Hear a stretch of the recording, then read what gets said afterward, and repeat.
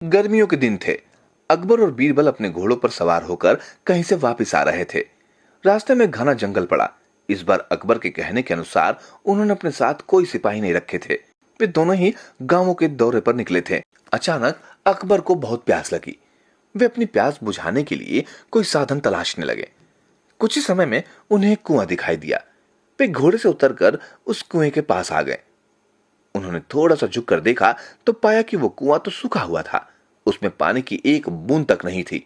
वे पीछे हटने ही वाले थे कि अचानक उनके हाथ में पहनी हुई अंगूठी कुएं में जा गिरी। वो अंगूठी ढीली होने के कारण उनकी उंगली से फिसल गई। अरे नहीं, बीरबल देखो, मेरी अंगूठी इस सूखे कुएं में गिर गई है, अकबर ने कहा। बीरबल घोड़े से उतर कर आए और उन्होंने भी देखा, पर वे कुछ कर नहीं सकते थे क्योंकि कुआं बहुत गहरा था।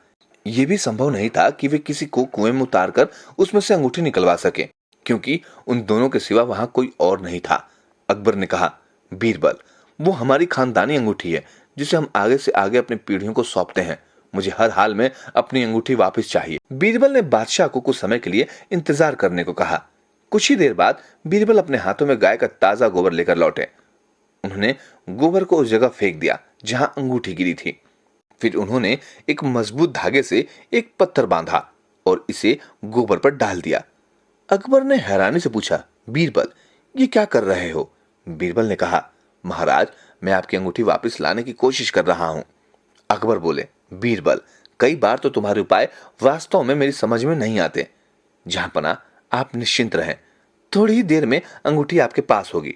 बीरबल बोले।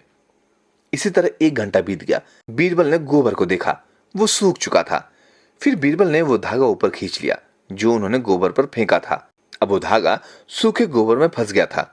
उसे खींचते ही गोबर भी ऊपर आ गया और उस गोबर में ही अकबर की अंगूठी फंसी हुई थी।